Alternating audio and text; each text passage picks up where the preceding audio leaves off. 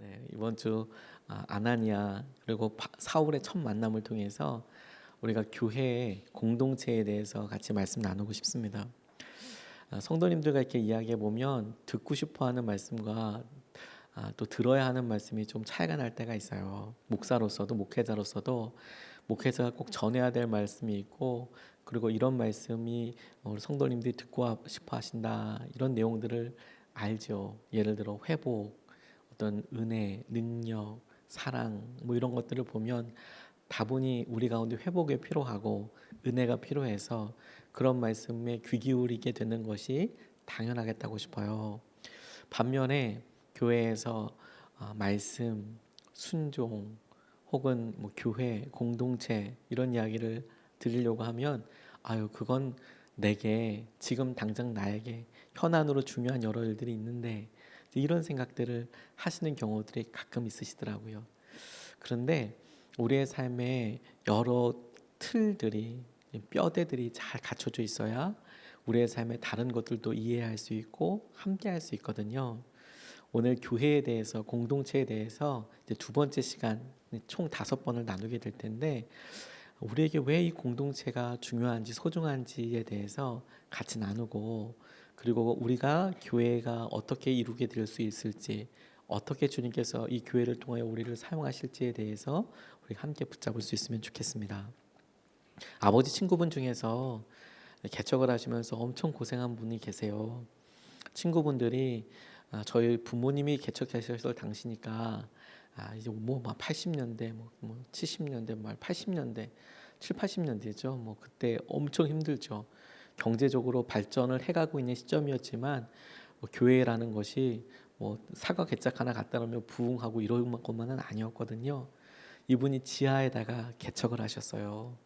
개척을 하셔서 일단 개척하면 사람들이 벌떼같이 올 줄 알았는데 몇 달이 지나도 아무도 오지 않더래요. 아무도.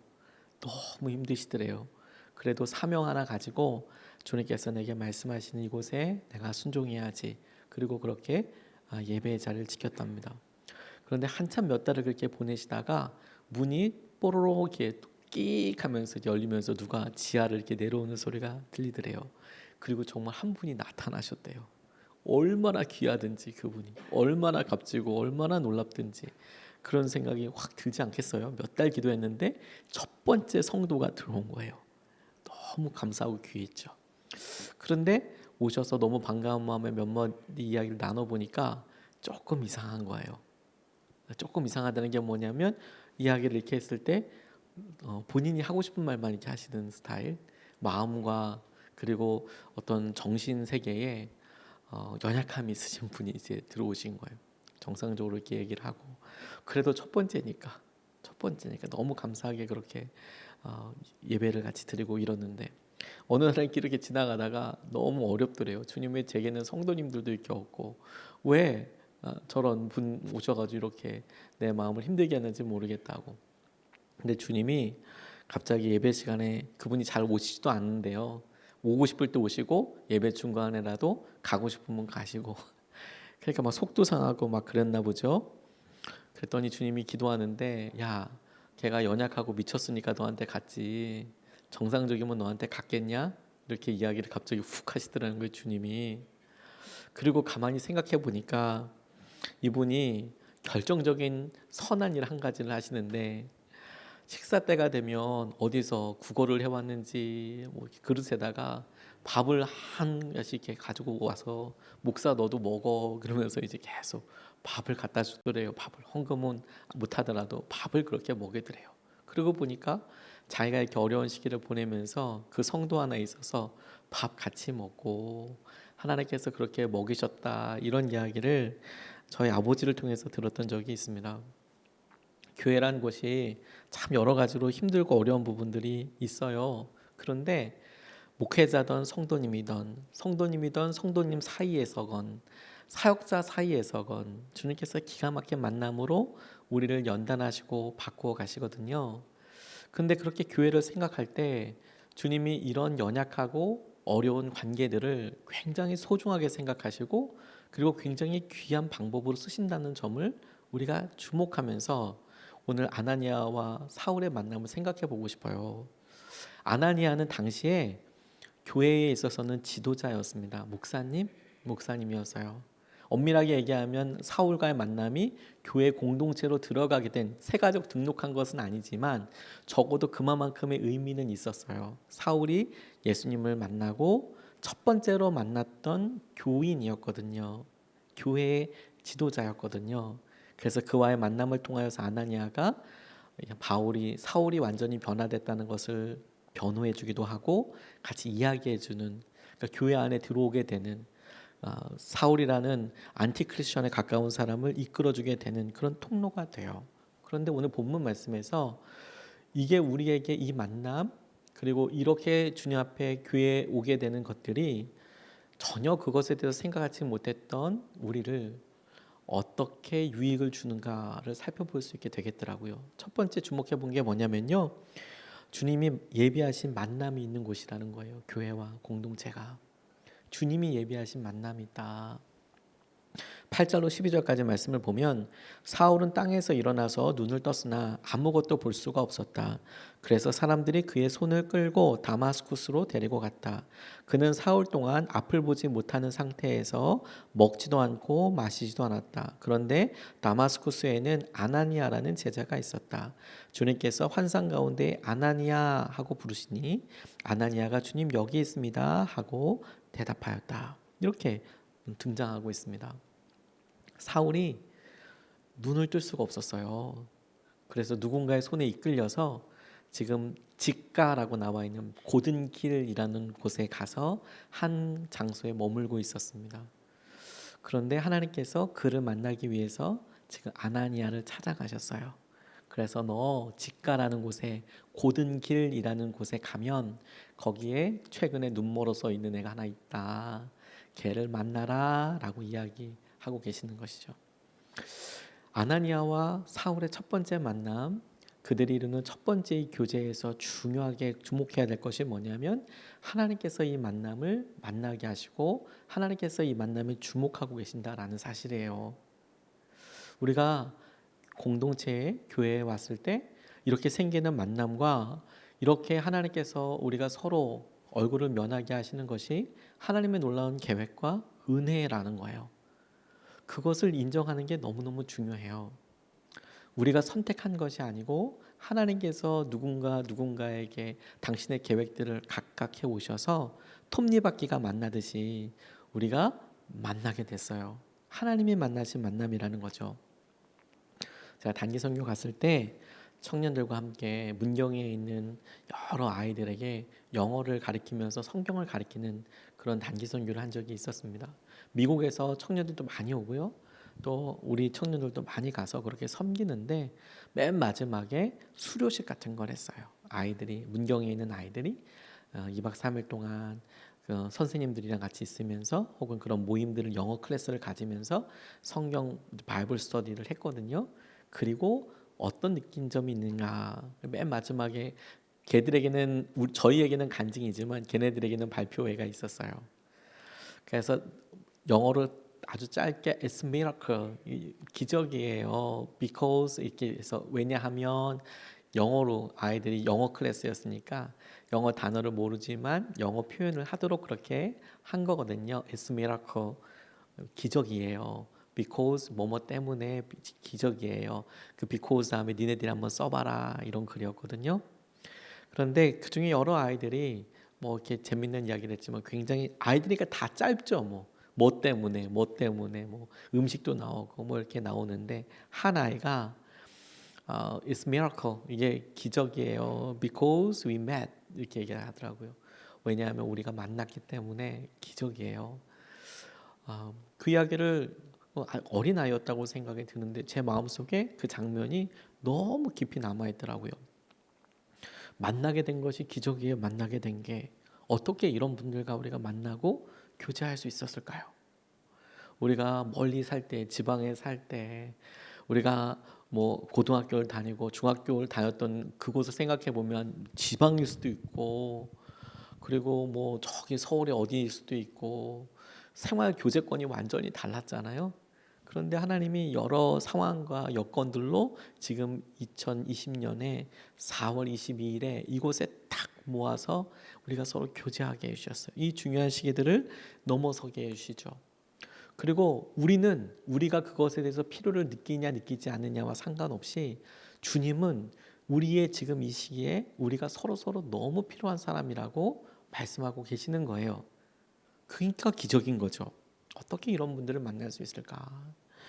우리의 눈이 열리면 우리에게 온 사람이 어떤 의미로 만나게 되었는지 기가 막히게 감사하게 돼요. 그냥 지나치는 사람이 아니라. 그런데 여기서 한 가지 더 질문하고 생각해 봐야 할 게 있어요. 하나님이 만나게 하셨다라는 것은 놀랍게도 우리가 하나님이 만나게 했다는 사실은 일회적인 만남에서도 얼마든지 고백이 가능해요. 예를 들어 마트에 가서도 우리가 어디 커피숍에 가서도 혹은 지하철에서도 우연한 만남에 깊이 인상에 남는 사람이 있을 수 있잖아요. 모든 만남은 다 그렇게 하나님께서 이끌어 주시니까.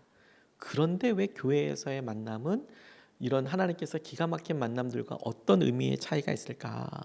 이게 서로가 함께하는 것이 중요하더라고요.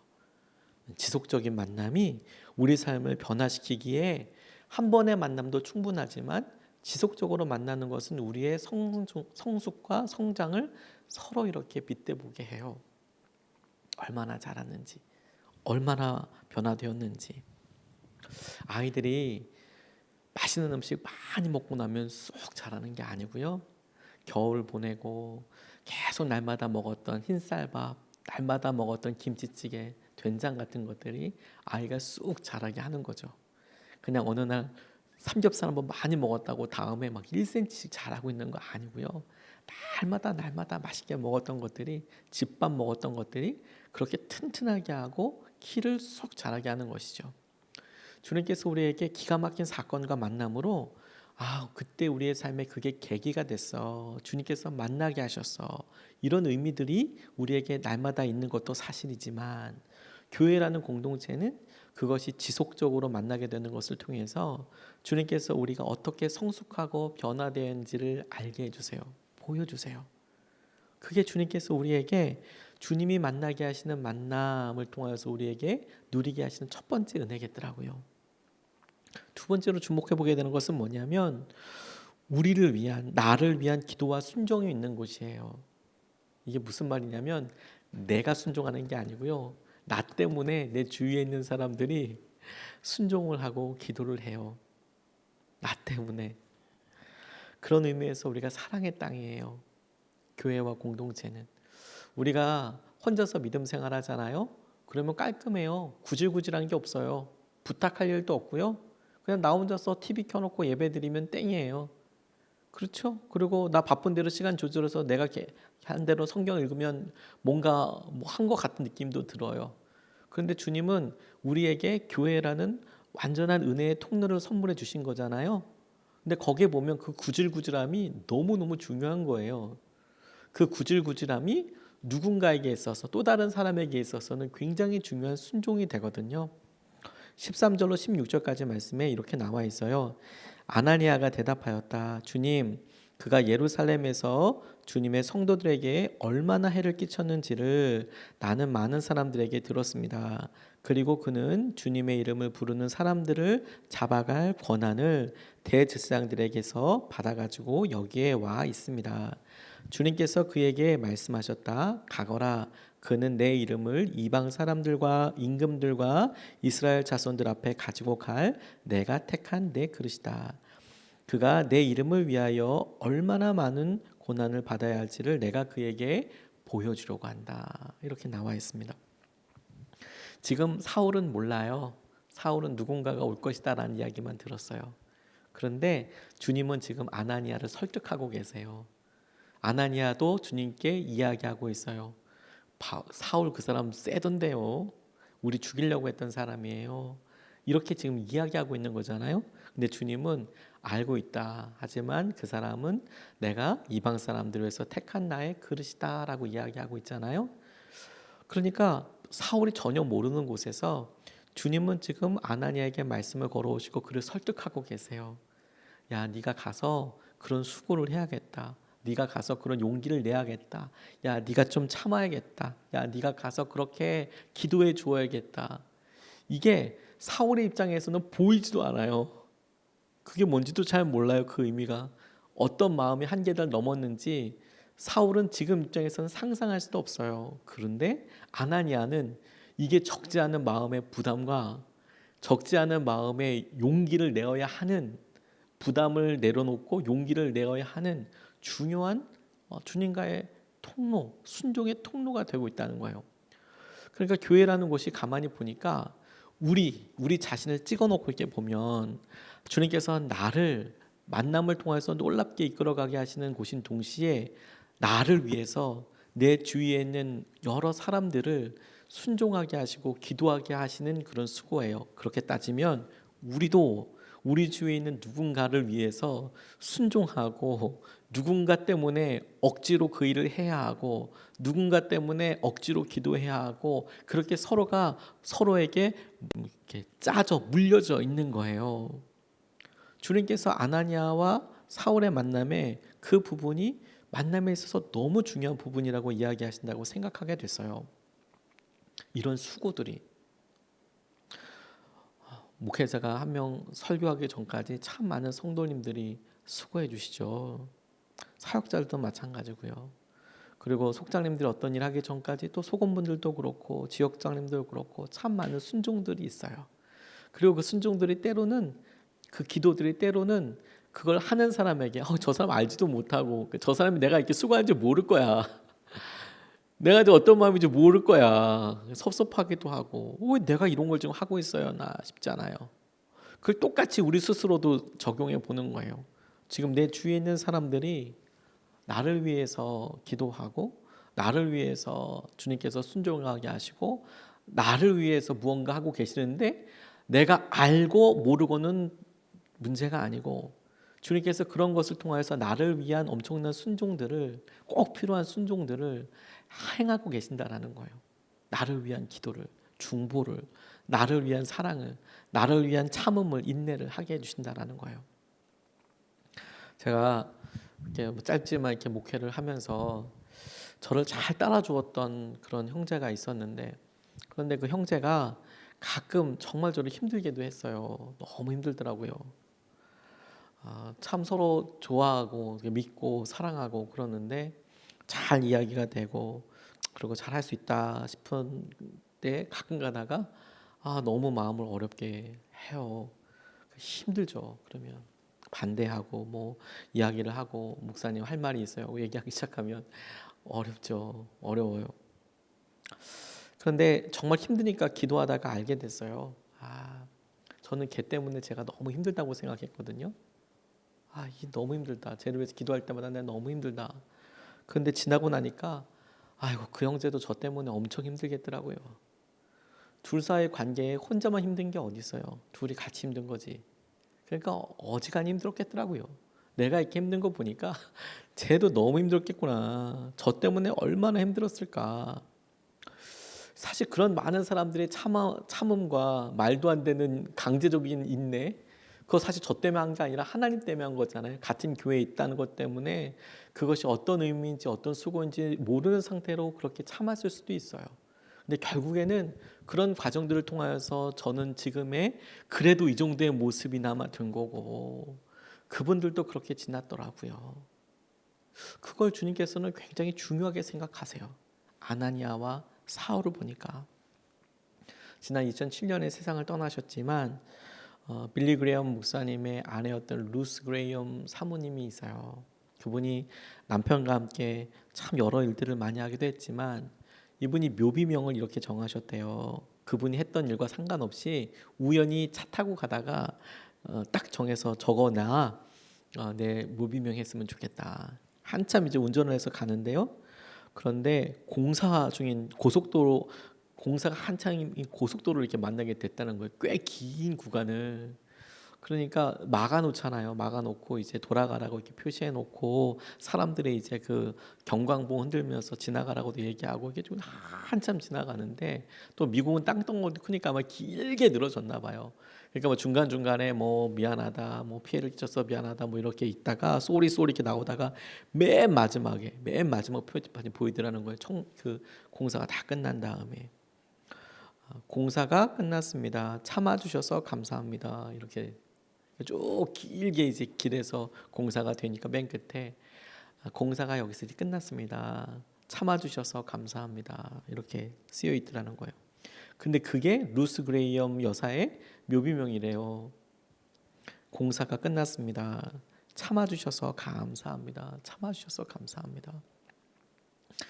우리가 교회라는 곳에 우리 스스로 우리 기준으로 이러한 내가 얼마나 지금 참아주는 줄 알아? 사실 여러분 그건 정말 맞는 말일 거예요. 참고 있죠. 내가 그 사람 어떻게 참고 있는지. 근데 사실 그 사람도 그렇게 참고 있거든요. 똑같이. 근데 놀라운 것은 우리가 보기엔 그러려면 왜 교회를 다니나? 왜 같이 하나? 쉽지 않아요? 그런데 그게 주님께서 보시기에는 꼭 필요한 거예요. 우리를 만지기 위해서, 우리를 함께하기 위해서. 사실 그게 진짜 필요한 거예요. 왜냐하면 우리가 맺으려고 하는 게 우리 자신의 열매가 아니고 하나님께서 기뻐 받으실 열매라고 생각한다면 우리가 하고 싶은 것, 우리가 할 수 있는 것을 열심히 해서 이게 결과예요, 이게 열매예요 드리는 것을 하나님은 별로 원치 않으실 거예요. 하나님은 하나님께서 원하시는 것, 하나님께서 우리에게 받기 원하시는 성령의 열매들을 받기 원하실 거예요.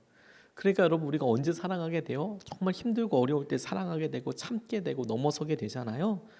주님이 그런 열매를 원하신다고 생각해 보면 우리가 생각할 때 마음의 갈등과 어려움이야말로 우리를 넘어서게 하시고 새롭게 하고 참아내게 하는 놀라운 통로가 돼요. 어느 시골에 계신 분이 사과나무를 이렇게 옮겨 심으시는 걸 블로그에 이렇게 올려놓으셨더라고요. 제가 재밌게 봤어요. 전정 작업을 하고요. 뭐 재밌는 내용이 있는 건 아니지만 사과나무를 이렇게 옮기시는데 저도 우리 교회 뒤에다가 뭐 유실수를 한번 심어볼까 이런 생각을, 포도나무를 한번 심어볼까 이런 생각도 해보고 했는데 쉬워 보이지는 않더라고요. 사과나무를 이렇게 옮겨 놓으시는데 전정 작업을 하고 그러니까 가지들을 먼저 쳐내요.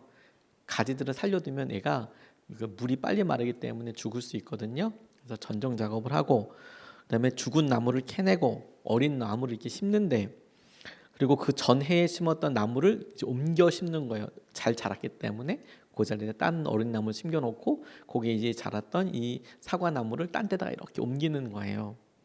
아주 꼼꼼히 심으시더라고요. 이렇게 해서 물도 주고 이렇게 하면 된다 저렇게 하면 된다 이런 내용들 보고 그렇구나 생각도 했어요.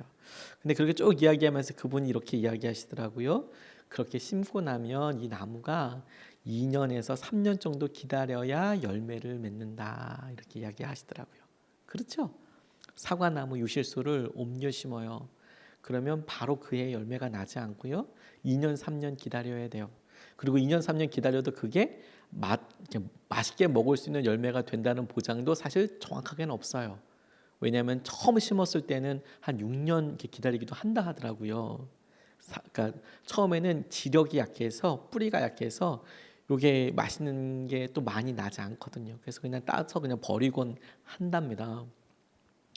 우리가 우리 스스로 주님께서 받으실 열매라고 이야기할 때 우리는 우리 스스로 우리가 속해 있는 공동체를 선택해서 옮겨 심어. 그래, 딴 데가. 그래서 나는 이런 갈등과 이런 염려들 나는 어려워, 싫어. 나는 외면해. 그래서 넘어가고 나면 마음이 편하죠. 그런데 나중에 주님께서 보시기에 거기서 무슨 열매를 찾으실까요? 성령님께서 우리에게 말씀하신 사랑과 일학과 자비와 이 9가지 성령의 열매는 100% 전부 다 인격과 관련된 것이고 사람 사이의 관계와 관련된 거예요. 혼자서 사랑할 수 없어요. 혼자서 참을 수 없어요. 혼자서 절제할 수 없어요. 혼자서 뭐 기쁘는 건 이상한 사람이에요. 막 달 보고 혼자서 기뻐하면 병원에 가야 되는 거예요. 사람과 함께 있으면서 기쁨과 은혜를 누리게 되잖아요. 그러니까 주님께서 맺으실 열매라고 생각해 보면 교회야말로 공동체야말로 나 때문에 나를 위해서 사울 같은 나를 위해서 아나니아가 보이지 않게 수고하고 순종하는 곳이 있는 곳, 그게 공동체고 교회예요. 그런 의미에서 우리에게 놀라운 은혜와 축복의 통로가 돼요. 사랑이 자라는 땅이 되고요. 그래서 주님은 우리에게 이게 꼭 필요하다고 말씀하시는 거예요. 이곳에 주님께서 예비하신 만남이 있기 때문에도 소중하고, 그리고 이곳에서 누군가가 내가 참는다면 누군가도 내게 참아주듯이 참는 것을 통해서 그렇게 하고 있다는 것이 너무 중요해요. 마지막으로 주님께서 이것이 우리에게 참 중요하다고 이야기하시는 것으로 제가 붙잡은 것은 우리의 눈이 띄게 되는 곳이기 때문에 그래요. 교회를 통해서 우리가 보는 시각에 달려주고요. 눈이 달라져요. 저는 이 말을 100% 이해하는데 여러분들은 어떠신지 모르겠어요. 저는 교회 개척하고 나서 참 많이 변했어요. 그리고 너무 행복하고요. 제가 다른 곳에서도 부교육자로 사역도 하고 물론 다른 교회에서 담임 사역도 하긴 했지만 교회를 개척하면서 제가 보지 못했던 영역들이 너무 많다는 것을 알아요. 여전히 그게 많을 거라고도 생각하고 있어요. 그래서 기대돼요. 하나님 어떻게 어떤 사람을 통해서 이걸 알게 하실지, 만나게 하실지, 보게 하실지. 우리의 눈이 뜨게 해지는 거 보니까 17절로 19절 말씀에 보니까 이렇게 보고 있네요. 그래서 아나니아가 떠나서 그 집에 들어가 사울에게 손을 얹고 형제 사울이여 그대가 오는 도중에 그대에게 나타나신 주 예수께서 나를 보내셨소. 그것은 그대가 시력을 회복하고 성령으로 충만하게 되도록 하시려는 것이요 하고 말하였다. 곧 사울의 눈에서 비늘 같은 것이 떨어져 나가고 그는 시력을 회복하였다. 그리고 그는 일어나서 세례를 받고 음식을 먹고 힘을 얻었다. 사울은 며칠 동안 다마스쿠스에 있는 제자들과 함께 지냈다. 주님께서 당신의 사람들과의 만남을 통하여 우리의 눈을 뜨게 하세요. 사울의 개인적인 만남 같지만 저는 이것이 우리 가운데 영적인 눈을 뜨게 하시는 하나님의 놀라운 통로라고 싶어요. 교회는 기가 막힌 곳이에요. 우리의 삶에 전혀 다른 것을 질문하게 하고 생각을 바꾸게 하고 주님을 더욱 의지하게 하거든요. 그래서 우리가 보지 못했던 영역들을 보게 해요. 내가 얼마나 욕심이 있는지, 내가 무엇 때문에 이 일을 하고 있는지, 내가 왜 이런 상황을 하고 있는지. 허운석 김철기 선교사님 아마존에서 열심히 사역하셨던 부부가 11년 동안 사역을 하시다가 아주 큰 어려움을 당하셨어요. 뭐냐면 그 11년 동안이나 그 목사님을 도왔던 인디오 가정의 가정부가 여자분이 보통 선교사님들은 전도하기 위해서 가정부를 이렇게 모시거든요. 일도 일이지만 그게 사실 도움이 많이 안 된다고도 하더라고요. 왜냐하면 한국 사람들은 좀 그래요. 얼마 전에 우리 누가 얘기했더라. 어느 분이 그렇게 얘기하더라고요. 자기가 짧은 글에 자기가 한국에서는 제일 게으른 사람인 줄 알았더니 외국에 나가니까 꼭 그런 것만은 아닌 것 같더라. 이렇게 울리시더라고요. 자기가 한국에 있을 때는 제일 게으른 사람처럼 여겨졌는데 외국에 나가니까 꼭 그런 건 아닌 것 같더라. 자기보다 더 게으른 사람들 많더라. 이제 그런 이야기겠죠. 근데 실제로 좀 더운 나라에 가면 좀 여유들이 많이 있으세요. 여유들이 아주 심하게 과다하게 많이 있으세요. 그러니까 이 일을 잘 안 해요. 그러니까 한국 사람들이 한국 이런 시선으로 보면 속 터져서 먼저 죽어요. 가정부 이렇게 보다가. 하지만 그렇게 사람들을 만나는 게 합법적으로 또 인디오들이나 사람들 만날 수 있기 때문에 가정부나 사람들을 쓸 수 있는 일이라면 많이 쓰려고 하시거든요. 근데 아무튼 11년 동안이나 도왔으면 얼마나 마음도 많이 나누고 또 여러 가지 것도 다 서로 보고 믿었겠어요. 그런데 그 가정부가 떠나면서 노동법 문제로 고소를 하더라는 거예요. 그리고 아마존 인디오들을 위해서 땀 흘려서 신학교를 세웠는데 거기에 그녀의 아들도 보내놨대요. 근데 나가버리더라는 거예요. 신학교를 고소하고 나가버리더래요. 와, 너무 마음이 아프더래요. 근데 그때에 다른 그 제자 중에서 음악도 잘하고 머리가 영민해서 신학교 졸업한 다음에 교회 사역자로 쓰면 좋겠다 이랬던 제자 하나가 성범죄를 저지르더라는 거예요. 신학교의 명예가 완전히 훼손되죠. 그러면 그리고 교회의 중직이었던 여신도가 남편과 이혼을 하는 사건이 또 발생하게 됐대요. 또 치명적인 사건을 받게 되죠. 거기서는 그런 사소한 것들이 너무도 커다란 이슈니까 모든 공든탑이 다 무너지는 것 같은데 근데 그때 알게 됐대요. 주님이 우리 옷을 벗기시는구나. 우리를 잎이 모두 떨어져 가지만 앙상하게 만드시는구나. 주님이 이걸 통해서 우리를 다루시는구나. 이분이 그걸 깨달으셨대요. 관계 아프잖아요. 근데 그 관계를 주님께서 아나니아와 같은 사람을 통하여 우리를 만나게 하셔서 기도하셔서 우리의 꺼풀을 벗겨주시듯 고통과 고난을 통하여서도 우리의 꺼풀을 벗겨주시고 하나님께서 하신 은혜를 우리에게 다가오셔서 우리를 전혀 보지 못했던 것을 보게 하고 누리게 하고 느끼게 하고 우리가 그런 걸 믿음이라고 그러잖아요. 그걸 주님께서 이 교회를 통하여 우리에게 선물해 주시고 훈련해 주세요. 대부분은 알아서 한 번에 팍 늘어나는 게 아니고 대부분은 반복적인 습관과 반복적인 순종과 반복적인 일들 통해서 그렇게 성숙하게 되더라고요. 그게 다더라고요. 그게 다더라고요. 그런데 주님께서 우리의 눈과 우리의 삶을 그렇게 이끌어 주시고 만나고 계세요. 우리를 성숙하게 하고 자라게 하세요. 서로에게 배경이 되어주게 하시고 서로에게 삶을 재는 자가 되어주세요. 그게 우리가 성숙하고 성장하게 되는 것이죠. 저희 아버지 교회에 오셔서 구걸하시던 분이 계셨어요. 저희가 단골 손님이라고 불렀던 분인데 제가 초등학교 때부터 대학 다닐 때까지 오셨으니까 굉장히 오랫동안 오셨죠. 예. 아무튼 꾸준히 오셨습니다. 오셔서 이제 1,000원만 달라, 500원만 달라 그러고 가시고 그리고 말도 못할 일들 너무 많이 하고 가셨어요. 말도 못할 일들. 교회 뒤편에 소변 오줌 다 싸놓고 가시고 화장실도 아닌데 교회 안에서 그렇게 그렇게 하시기도 하시고 돈 안 준다고 뭐 소리 지르고 가시고 문 발로 차기도 하고 그리고 술을 이빨 먹고 와서 교회 뒤편에서 자는 거는 뭐 일단 들어오시면 주무시는 거니까 교회 뒤편에서. 그런데 사택이 안에 있는 저희로서는 진짜 너무 당황스럽죠. 그리고 사택에 무슨 시건장치가 있는 게 아니고 그냥 우리들 이렇게 그냥 툭 치면 들어갈 수 있는 베니어판으로 되어 있는 그런 사택이었거든요. 교회에서 그렇게 막 주무시면 몇 시간씩 막 이렇게 코 골고 주무시고 그러면 이제 깨워서 나가시라고 그러면 역한 냄새들이 막 엄청납니다. 저희 어머니가 제일 많이 고생하셨을 것 같아요. 얼마나 무서우셨을까.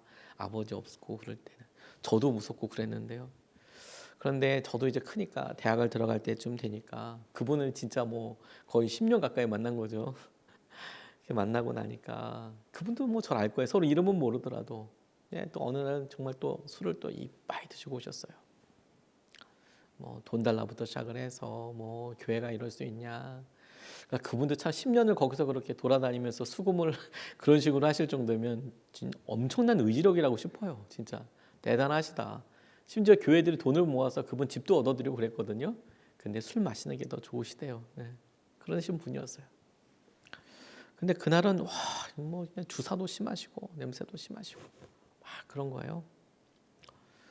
근데 엉결결에 그분께 이러지 마시라고. 이제 저도 이제 컸으니까요. 저도 이제 대학을 들어가고 저도 컸으니까 이러지 마시라고 이렇게 뭐 좀 실랑이를 하다가 그분을 꼭 안게 됐어요. 뭐 강제로 뭘 멱살 잡을 수는 없지 않습니까? 그분을 안게 됐어요. 와. 이 냄새가 정말 어마어마하더라고요. 확 이 냄새가 푹 안으니까 그 술 냄새뿐만 아니라 아무튼 뭐 이루 말할 수 없는 그런 냄새들이 확 나더라고요. 그런데 제 삶에서 그게 아주 중요한 의미가 됐어요. 나중에 기도하고 생각날 때마다 그 장면이 너무너무 생각이 나요. 3층에서 그분이 이렇게 꼭 안았던 거. 아저씨 나가시자고 교회 앞에서 이러지 마시고 교회에서 나가서 얘기하시자고 술 깨고 오시라고 저희가 무슨 돈 안 드린 적 있냐고 그 아저씨는 저희 교회에 돈 맡겨놓은 것처럼 오셔서 꼭 돈 받아가시고 수금을 하시죠. 그쵸? 진짜 수금을 하시는 거예요. 왜냐면 코스가 딱 정해져 있거든요. 그래서 진짜 맡겨놓은 것처럼 진짜 아무렇지도 않게 뭐 근데 교회에서 그분한테 뭐 돈을 빌렸겠어요 어떻겠어요. 뭐 그러면 그거 안 준다고 막 왜 안 주냐 뭐 이렇게 그렇게 10년 넘게 오신 분이니까. 근데 그분이 이렇게 안았을 때 나중에 기도할 때 그때 주님께서 저한테 이렇게 말씀해 주신 것 같아요. 그때 안아줘서 진짜 고맙다고. 그때 안아줘서 참 고마웠다. 나중에서야 그 예수님 같다는 생각을 했어요. 나중에서야.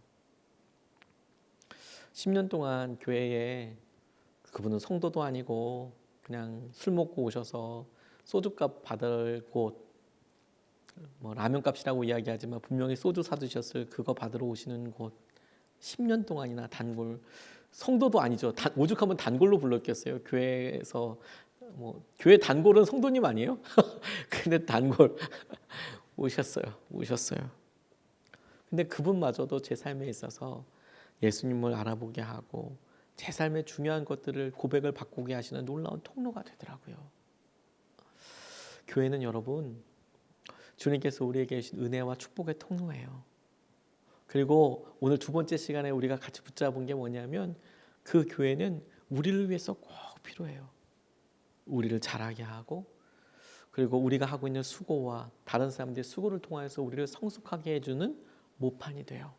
뿐만 아니라 우리가 그곳에서 눈을 뜨게 돼요. 주님께서 주시는 영적인 눈과 은혜를. 우리 모두가 이렇게 같이 말씀을 붙잡고 나아가다 보면 어제보다는 오늘이, 오늘보다는 내일이, 내년이, 3년 후가 더 놀라운 믿음의 사람이 되어 있을 거예요. 특별히 우리가 믿음의 사람들과 함께하는 것을 통해서 우리가 그 은혜와 마음을 붙잡고 하나님께서 하시는 것을 함께 누릴 수 있으면 좋겠습니다.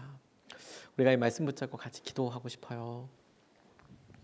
주님께서 교회를 우리가 나누게 하실 때, 공동체를 나누게 하실 때 항상 기도하는 게 있어요. 저희가 다 배경이 다르지 않습니까? 어렸을 때 기도했던 곳, 어렸을 때 혹은 청년 때 신앙생활했던 곳, 선교라는 아주 은혜로운 간증이 남아있는 곳, 때로는 상처가 남아있는 곳 다 달라요. 그래서 교회 그러면 참 많은 생각과 여러 생각들이 막 혼합되어 있더라고요. 심지어 우리 교회 안에서도 그렇지 않겠어요? 그런데 주님께서 우리를 위해서 은혜를 주시고 통로를 쓰실 때 가장 놀라운 방법은 무엇일까 질문해 본다면 교회가 될 거예요. 우리를 위해서 예비하신 것도 그럴 거예요. 하나님, 우리 가운데 이것에 대한 마음이 열리게 해주셔서 주님께서 행하신 은혜를 보고 알고 누리게 하여 주십시오. 교회 가운데서 주의 놀라운 역사하심 우리 함께 누릴 수 있게 하여 주십시오. 우리 같이 말씀 붙잡고 함께 같이 기도하시겠습니다.